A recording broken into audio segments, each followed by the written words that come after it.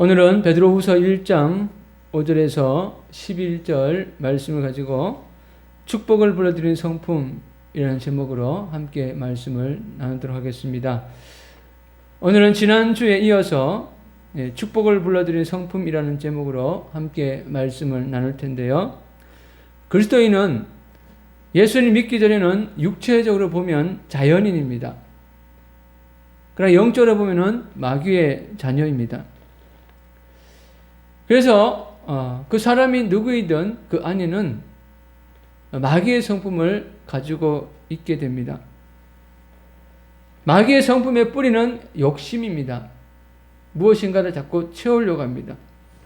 그리고 욕심을 채우기 위해서 누구에게 거짓말하게 되고 또 비방하게 되고 또 누군가를 참소합니다. 그러나 그 밑에 가만히 보면 욕심이라는 게 들어 있습니다. 욕심 때문에 조급하고 또 누군가를 미워하게 됩니다. 그러나 예수님 믿고 하나님의 자녀가 되면 거듭난 사람이 되고 영적으로는 하나님의 자녀이가 됩니다. 하나님의 자녀가 된 그리스도인은 하나님이 원하시는 성품을 가지기 위해서 하나님이 주시는 은혜에 따라서 믿음으로 애쓰며 살아야 합니다. 이 삶은 혼자서 하는 것이 아니라 하나님의 은혜 속에서 주님과 함께 하는 것입니다. 하나님께서는 우리가 하나님 원하시는 성품을 만들어갈 수 있도록 성령님을 보내주셨습니다. 전통적으로 교회는 성령하면 은사에 대해서 많이 얘기했습니다. 그래서 성령하면 먼저 생각나는 것이 방언, 또 치유의 은사, 이런 은사를 많이 생각했습니다. 그래서 어떤 사람들은 방언을 받기 위해서 금식하기도 하고 막 애써 처리하고 그래서 방언 받았다라고 하는 간증을 많이 들었습니다. 그런데 자기 안에 있는 욕심을 제거하기 위해서 또 자기 안에 있는 혈기를 제거하기 위해서 금식하며 기도했다라는 사람의 간증을 많이 듣지 못했습니다. 물론 그런 분도 있겠지요. 그러나 전통적으로 교회에서 너무 은사적인 부분을 강조하다 보니까 성품을 너무 등한시했던 부분도 없지 않아 있었습니다. 마태복음 7장에 보면 세상에서 예수님의 이름으로 귀신을 쫓아내고 권능을 하겠던 사람들이 예수님 앞에서 쫓겨납니다. 쫓겨난 이유가 무엇입니까? 불법을 행했다는 겁니다. 결국 성품의 문제였던 것입니다. 능력은 있었는데 성품이 잘못되니까 주님 앞에서 쫓겨나는 것입니다. 하나님은 우리가 이 땅에 살아가면서 하나님의 축복을 받을 만한 성품을 가지고 살기를 원하십니다. 그래서 오늘 10절에 보면 형제들아 더욱 힘써 너희 부르심과 택하심을 굳게 하라고 말씀합니다. 여러분, 하나님이 우리를 부르신 목적이 무엇입니까? 세상에서 잘 먹고 잘 사는 것입니까? 하나님께서 우리를 부르신 목적은 하나님이 주실 축복을 받을 만한 성품을 가지라는 것입니다. 그것이 우리가 지난주에 살펴봤던 것처럼 신성한 성품, 하나님이 가진 성품에 참여하는 그런 것이 바로 하나님의 축복을 받을 만한 성품입니다. 요즘 세상이 점점 악해지고 또 성품에 대한 문제가 계속 두드러지고 있습니다. 그래서 성품에 관한 이 관심을 교회뿐 아니라 사회에서도 많이 관심을 가지고 있습니다. 한국 최초로 성품이라는 단어를 교육에 접목시켜서 한국형 성품 교육을 창시한 이영숙 박사라는 분이 있습니다. 이분이 현재 한국 성품협회 대표이고 한국 성품학회 학회장이기도 합니다. 여러 공영방에서 나와서 성품에 대한 강연을 하기도 했습니다. 이분이 쓴 책만 해도 20권이 넘습니다. 지난주에 제가 이분이 쓴 성품 치유라는 책을 읽으면서 느꼈던 것은 뭐냐면 결국 성품이라는 것은 하나님의 말씀대로 살아가는 거구나는 것을 알게 됐습니다. 이분이 성품 치유에 대해서 말하면서 우리가 왜곡되고 잘못된 성품을 치유하기 위해서 첫 번째 해야 될 게 뭐냐면 감사하다를 말했어요. 물론 책의 내용을 보니까 이분도 크리스찬들이라고요. 크리스찬인데 어쨌든 이 성품의 치유를 위해서 첫 번째 해야 될 게 뭐냐면 감사라는 겁니다. 그러니까 감사를 많이 하는 사람 치고 성품이 잘못된 사람이 별로 없다는 거죠. 두 번째, 성품을 치유하기 위해서 해야 될 게 뭐냐면 기쁨이라는 겁니다. 기뻐하면 성품이 치유됩니다. 근데 이 말씀이 바로 성경에 있잖아요. 항상 기뻐하라, 쉬지 말고 기도하라, 범사에 감사하라. 어제 저희 조카가 결혼을 해서 결혼식에 갔다 왔는데 요즘은 뭐 주례가 없는 게 대세인가 보더라고요. 저는 개인적으로 참 마음이 씁쓸했습니다. 결혼하는 것은 주례사가 있고 없고가 문제가 아니라 하나님의 주시는 축복 안에서 출발하는 것이 결혼이어야 되는데 자기끼리 잘 먹고 잘 살겠다는 거죠. 뭐 개인적으로는 혈육적으로는 조카지만 영적으로 봤을 때 참 마음이 안타까웠습니다. 그런데 가만히 생각해 보니까 결혼도 어떻게 한 사람들이 잘 결혼 생활 잘하느냐 이 세 가지가 있으면 돼요. 감사가 있으면 돼요. 서로 감사하는데 이혼하겠습니까? 기뻐하는 거예요. 서로가 기뻐하는데 이혼하겠습니까? 또 하나 뭐냐면 기도하는 거예요. 이것은 성품의 문제뿐만 아니라 결혼 생활, 모든 생활 속에서도 동일하게 적용되는구나 는 생각을 하게 되었습니다. 베드로후서 1장 4절에 보면 하나님 원하시는 성품이 바로 신성한 성품이라고 말씀합니다. 신성한 성품은 하나님을 닮아가는 성품을 말합니다. 여러분, 우리가 이 세상에 살면서 또 영원한 하나님 나라에 들어가기 위해서는 바로 이러한 신성한 성품이 있어야 될 줄을 믿습니다. 이 성품을 가지기 위해서 첫 번째 기초가 뭐라 그랬죠? 믿음입니다. 그러니까 믿음이 없이는 하나님 원하시는 성품을 가질 수가 없습니다. 그리고 믿음 위에 덕을 쌓고 그 덕 위에 그리스도를 아는 지식을 가져야 합니다. 그래서 하나님은 우리가 세상에서 그리스도를 아는 지식을 가지기 위해서 성경을 주시고 또 성령님을 보내주셨습니다. 그리고 믿음의 사람들을 통해서 함께 교제하며 교육을 받도록 하셨습니다. 그리고 이 자연 환경을 통해서 하나님을 더 알아갈 수 있도록 축복하셨습니다. 이것이 지난주까지 함께 나눴던 말씀입니다. 그래서 오늘 우리가 읽은 말씀에 보면 그 그리스도를 아는 지식에 절제를 더하라고 말씀합니다. 절제라는 것은 신앙생활뿐 아니라 우리의 세상의 모든 분야에서 동일하게 필요한 것입니다. 여러분, 자동차도요, 아무리 멋진 자동차도 브레이크가 없으면 그 차는 쓸 수가 없습니다. 한 2주 전에 세계에서 가장 가난한 대통령이라고 알려진 호세 알베르토 무이카 코르다노라는 사람이 이제 정계에서 은퇴를 했습니다. 대통령도 그만두고 정치 활동하다가 이제 나이가 많아서 정계까지 은퇴를 했습니다. 이 호세 무이카 대통령은 2010년부터 2015년까지 우리가의 대통령으로 재임했는데 참 검소한 생활을 하면서 세상에서 가장 가난한 대통령으로 알려지게 되었습니다. 사람들은 그를 세계에서 가장 가난한 대통령이라고 부를 때에 호세 무이카 대통령은 나는 가난한 것이 아니라 절제하는 것 뿐입니다 라고 이야기를 했습니다. 그렇습니다. 세상에서 믿지 않은 사람들도요, 절제하는 모습을 보면 참 보기 좋다라고 생각합니다. 그런데 오늘 살아가는 이 현대인들은 사도 바울이 디모데후서 3장에서 얘기했던 것처럼 절제를 잃어버리고 있습니다. 세상의 영들이 또 사람들 하여금 무절제한 생활을 하도록 합니다. 이 세상의 영의 주체가 바로 마귀죠. 마귀의 욕심이 뿌리가 뭐라 그랬죠? 욕심입니다. 마귀가 욕심을 채우기 위해서 누군가를 통해서 그 안에서 역사하는 겁니다. 더 가지려고 하고, 더 누리려고 하고, 더 채우려고 하고.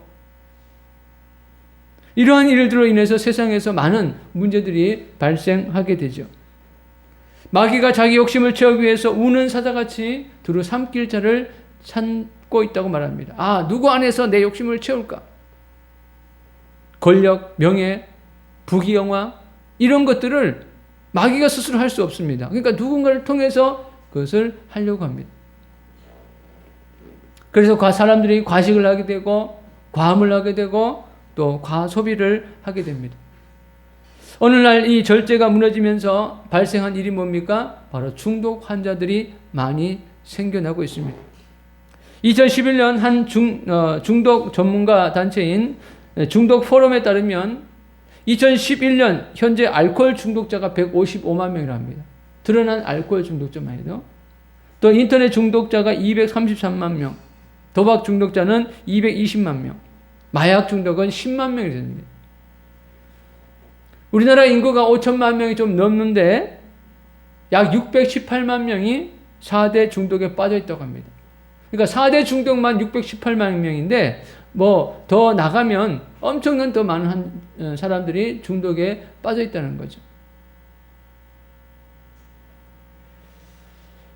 요즘 코로나19 상황이 계속되면서 사람들이 이런 인터넷이나 또는 사람들과의 관계가 단절되면서 이런 중독 형상들이 점점 심해지고 있고 또 그런 중독도 치유하기가 어려운 상황에 놓여 있다고 합니다. 이 모든 중독의 기초가 뭐냐, 시작이 뭐냐, 무절제함입니다. 절제가 풀려버린 겁니다. 브레이크가 파손된 겁니다. 이것은 세상 사람뿐만 아니라 그리스도인들도 이 무절제가 들어가기 시작하면 믿음에서 떠나게 됩니다. 그래서 하나님은 우리가 축복을 받을 수 있는 성품을 가지기 위해서 절제를 가지라고 말씀을 합니다. 성경에서 말하는 절제는 하나님이 주신 능력을 하나님의 말씀에 따라 사용하는 것을 말합니다. 사도 바울은 기독교인이 영적인 승리를 위해서 운동선수의 면류관을 비교하면서 말했습니다. 이기기를 다투는 자마다 모든 일에 절제를 하나니 그들은 썩을 승리자의 관을 얻고자 하되 우리는 썩지 아니할 것을 얻고자 하노라. 썩을 면류관을 위해서도 절제가 필요했는데 하물며 썩지 않을 면류관을 얻기 위해서 왜 절제가 필요하지 않겠느냐는 말씀입니다. 그리고 이 절제 위에 인내를 더하라고 말씀합니다. 이 인내를 원어로 보면 아래쪽에 머물러 있다는 뜻입니다. 그러니까 하나님 약속의 말씀 아래에 머물러 있는 것, 이것이 바로 인내입니다. 여러분, 예수님께서 다시 오신다고 말씀하신 것이 벌써 2000년 지났습니다. 말은 2000년인데 사실 우리 개인에게 주어진 것은 약 100년도 안 되는 시간이죠. 그러니까 우리가 인내해봤자 100년도 안에 못하는 것입니다. 그러니까 이제 사람들은 예수님 다시 오신다, 임박했다, 문 앞에 있다 말을 해도 이제는 뭐 벌써 2000년 동안 한 얘기인데 뭐 라고 주님 말씀을 못 믿는 사람도 있습니다. 이럴 때 필요한 것이 바로 인내입니다. 하나님의 축복은 누가 받느냐? 인내하는 사람이 받습니다. 성경에도 보면 하나님의 축복을 받는 사람 특징이 인내입니다. 아브라함은 이삭을 낳을 것이다, 자녀가 있을 것이다 라는 약속의 말씀을 듣고 그 자녀를 품에 안을 때까지 25년이 걸렸습니다. 다윗은 왕으로부터 기름 부음 받고 그 왕이 되기까지 약 20년의 시간의 인내의 시간이 필요했습니다. 여러분, 우리도 마찬가지입니다. 인내하지 않으면 하나님의 축복을 받을 수가 없습니다. 한 영혼을 구원하기 위해서도 인내가 필요합니다. 조금 전도했다가 에이 저거 안 돼, 에이 저 사람 했다가 저것도 안 돼, 이러면 우리가 영혼을 얻을 수가 없습니다. 인내하는 거죠. 여러분, 요즘 코로나가 장기화되면서 전도하기가 참 어렵습니다. 뭐 있는 분도 안 나오는데 교회를 안 다니는 분이 교회를 오기가 쉽지 않죠. 그럴 때 포기하면은 영혼을 거둘 수가 없습니다. 인내하는 거죠. 주님이 다시 오실 때까지, 아니면 그 영혼이 죽기 올 때까지 인내하며 전도할 때에 하나님께서 기회를 주실 줄 믿습니다. 많은 미국인들이 존경하는 벤자민 플랭클린이라는 분이 있습니다. 미국 건국의 아버지라고 불리기도 합니다.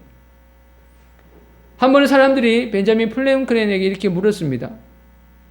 당신은 수많은 장애에도 불구하고 어떻게 포기하지 않고 한 가지 일에만 열심히 전념할 수 있습니까? 라고 했더니 프랭클린이 다음같이 말했다고 합니다. 여러분 석공을 본 적이 있습니까? 석공은 이미 똑같은 자리를 100번 정도 두드릴 것입니다. 근데 갈라질 징조가 보이지 않아요. 그래도 계속 두드리는 거예요.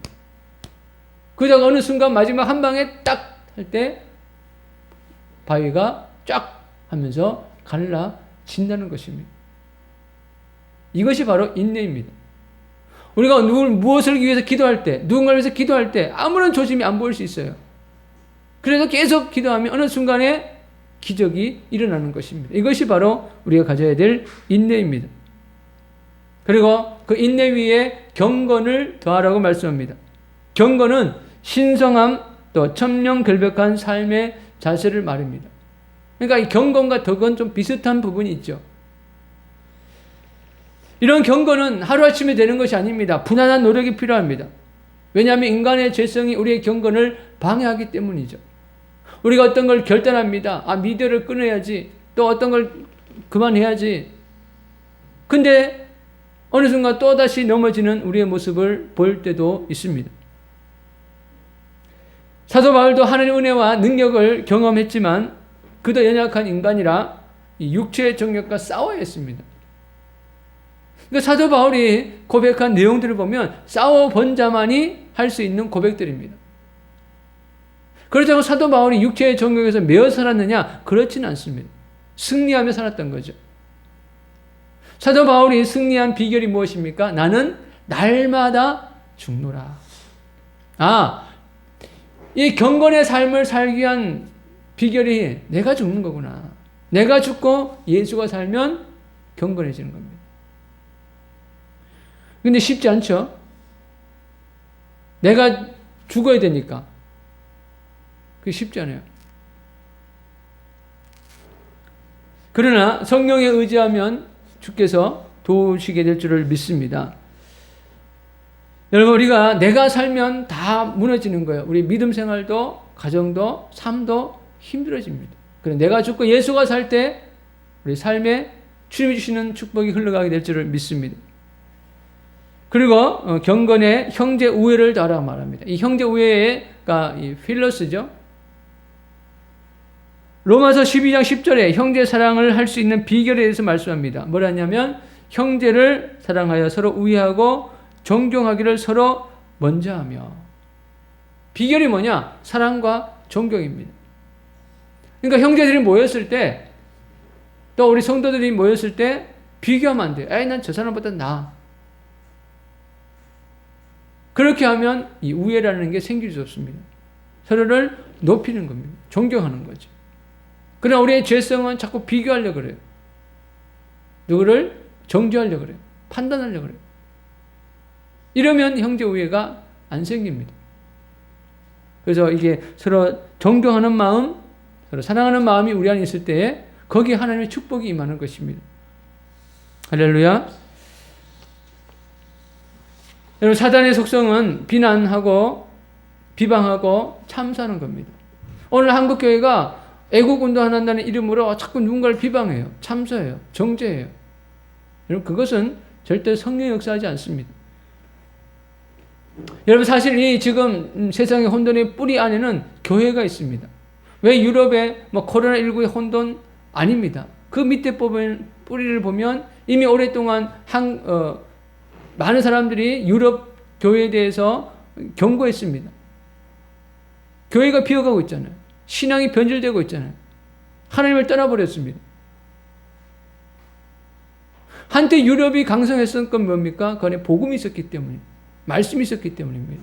미국의 혼란, 겉으로 보면 정치적인 문제입니다. 그러나 뿌리를 들어가 보면은 믿음이 이미 많이 잃어버렸어요. 그러니까 참 이 세계의 부분들을 보면요, 외적인 혼란 이전에 이미 영적인 혼란에 있었다는 겁니다. 계속 미국에도 유럽에도 하나님의 경고가 있었습니다. 이런 대한민국도 마찬가지입니다. 교회가 무너지면요, 대한민국도 큰 혼란이 옵니다.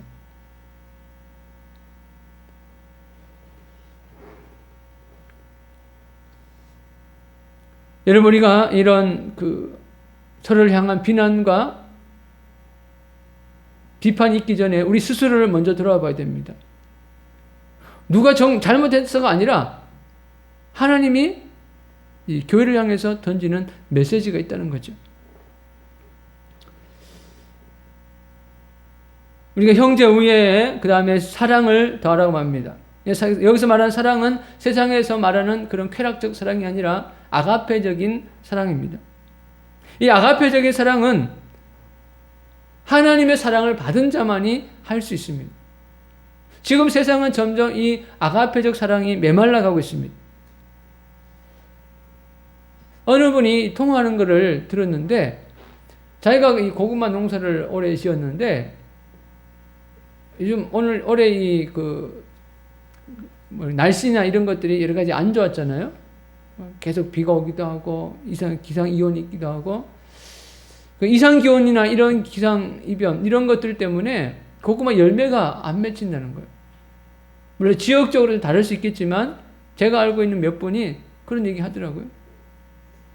그러니까 보통 때 뭐 한 100개 열렸다면 올해는 한 30개밖에 안 열린다고. 여러분 영적인 것도 마찬가지입니다. 예수님께서 그 무화과 나무에 가서 열매를 찾으셨던 것처럼 오늘날 우리에게 열매를 찾을 때에 정말 하나님이 축복하시기를 원하는 하나님의 축복을 받을 만한 그런 열매를 가진 자가 얼마나 있을까? 그 중에 하나가 사랑인데 사랑의 열매를 맺기가 참 쉽지 않은 때가 오늘날입니다. 그러나 우리가 하나님의 도움을 의지하면 성령이 역사하시면 우리 안에 그런 열매가 맺어지게 될 줄을 믿습니다. 그럼 우리가 이러한 신성한 성품에 참여하면 도대체 우리에게 어떤 복이 주어지느냐? 오늘 말씀 성경이 말씀하고 있습니다. 먼저 8절을 한번 읽어볼까요? 8절 시작. 이런 것이 너에게 있어 흡족한즉 너희로 우리 주 예수 그리스도를 알기에 게으르지 않고 열매 없는 자가 되지 않게 하려니와. 자, 이 8절을 개역 개정으로 보면 잘 이해가 안 되는데요. 이것을 좀 쉬운 성경으로 보면 좀 이해가 됩니다.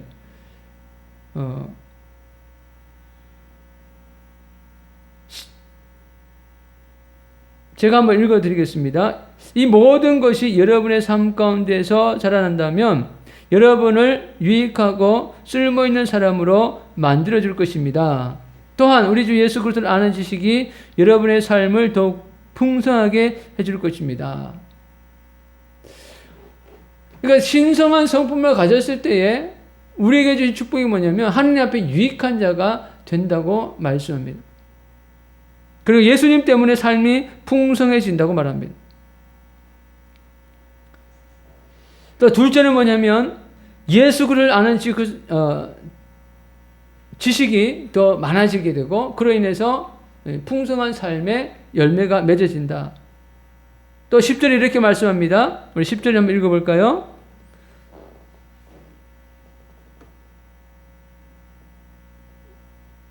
같이 읽습니다. 시작. 그러므로 형제들아 더욱 힘써 너희 부르심과 택하심을 굳게 하라. 너희가 이것을 행한즉 언제든지 실족하지 아니하리라. 자, 둘째가 뭡니까?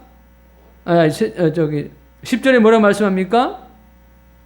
언제든지 실족하지 아니하리라. 넘어지지 않는다는 거예요. 여러분, 신성한 성품을 가진 사람의 특징이 믿음에서 떨어지지 않는다는 겁니다. 제가 부격자 생활하면서 이렇게 보니까 성도들이 시험 드는 부분은요, 대부분 성품의 문제였습니다. 그 사람의 믿음이 있느냐 없느냐로 시험 드는 사람은 없어요. 믿음이 있는데 신성한 성품을 가지지 못하면 그 성품 때문에 시험 듭니다. 시험을 드는 사람들도 보면 성품이 좋은 사람들은 웬만하면 시험 안 들어요.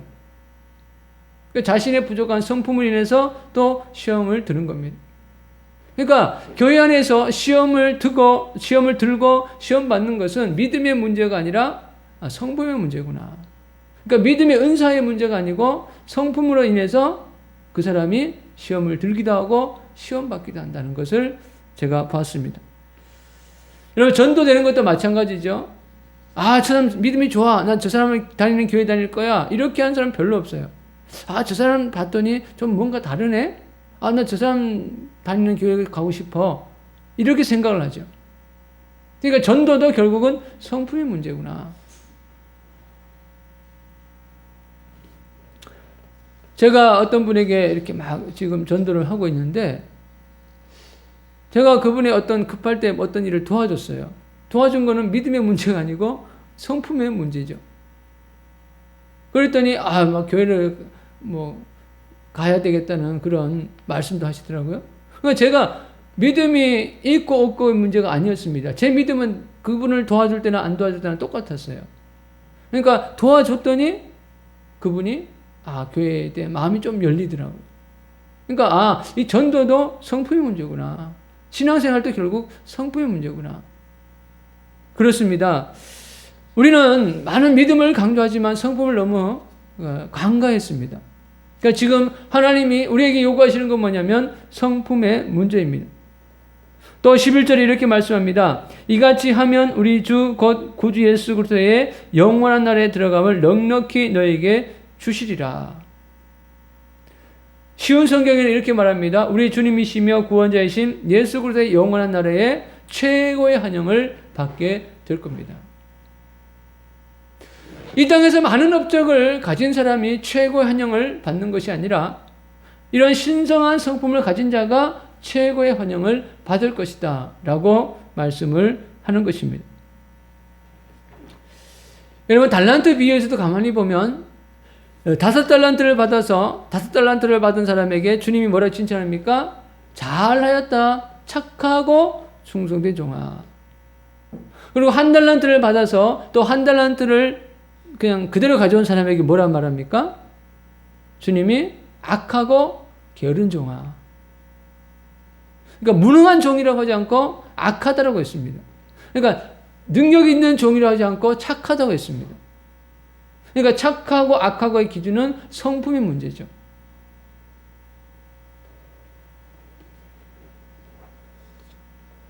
여러분, 우리가 주님 나라에 들어갈 때에 가지고 들어가는 것은 업적이 아니라 성품이라는 겁니다. 이 땅에 맺었던 성품의 열매를 가지고 들어가는 것입니다. 요한계시록 21장 8절에 보면 불과 유황에 타는 곳에 들어가는 사람들이 있습니다. 그 사람들의 특징이 보면 두려워하고 흉악하고 살인하고 음행하고 점치고 우상숭배하고 거짓말하고. 근데 현상을 보면 다 다를 수 있어요. 그러나 원인을 보면 결국 성품의 문제예요. 성품이 잘못되니까 흉악해지고, 성품이 잘못되니까 살인하고, 성품을 잘못되니까 음행하고, 또 성품의 문제로 점을 치고 다니는 거예요.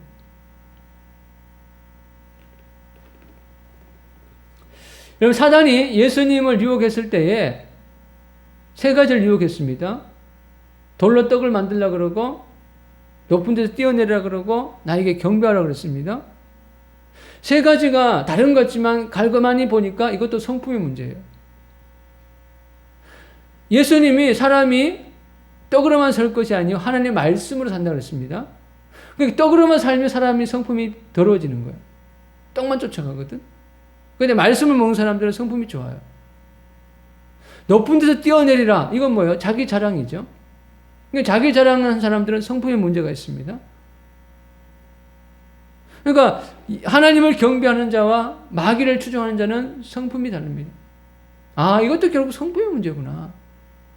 그러니까 하나님은 우리를 하여금 성품을 신성한 성품에 참여하는 자로 가려고 그러고, 마귀는 우리를 자꾸 마귀적 성품을 가지게 하는구나. 그러니까 제가 성품으로 이 성경을 다시 보니까 성경이 결국 관심은 성품이구나 하는 것을 알게 되었습니다. 오늘 본문에서 우리가 세상에서 하나님의 축복을 받을 만한 이 선성한 성품을 가질 때야만이 이 천국에 들어갈 수 있구나. 이것을 다시 한번 말씀하고 있습니다. 9절에도 보면 이런 것이 없으면 맹인이라고 말씀합니다. 그러니까 성품에 문제가 있으면 그 사람은 맹인이라는 거예요. 옛 죄가 깨끗하게 된 것을 잊었다고 말합니다. 하나님의 은혜를 잊었다는 거예요. 우리가 은혜를 잊은 사람을 뭐라 그러죠? 이 배은망덕한 놈이라고 그러잖아요. 그러니까 하나님이 원하시는 하나님의 축복을 받아들일 만한 성품이 없게 되면 그 사람은 곧 배은망덕한 자가 되는 것입니다. 그러니까 배은망덕한 자가 하나님 나라에 들어가는 것은 어렵다는 것입니다. 그러므로 여러분, 우리가 이 세상에서 정말 하나님이 원하시는 하나님의 축복을 받을 만한 신성한 성품을 가지고 믿음으로 살아가는 우리 모두가 되기를 축원드립니다. 기도하겠습니다. 하나님 감사합니다. 오늘도 정말 하나님 은혜에 감사해서 주께 나와 예배드리는 주의 사람들을 기억하시고 우리 모두에게 말씀하시는 이 말씀에 따라서 정말 하나님의 축복을 받을 만한 신성한 성품을 다 가지는 우리 모두가 될 수 있도록 축복하여 주옵소서. 이제는 주 예수 그리스도의 은혜와 하나님 아버지의 영원한 사랑과 성령님의 감동, 교통, 역사, 충만하심이 하나님의 축복을 받을 만한 성품을 사모하는 우리 모든 성도들 머리 위에 그 가정과 일터 위에 이제부터 영원토록 함께하기를 간절히 축원드리옵나이다. 아멘.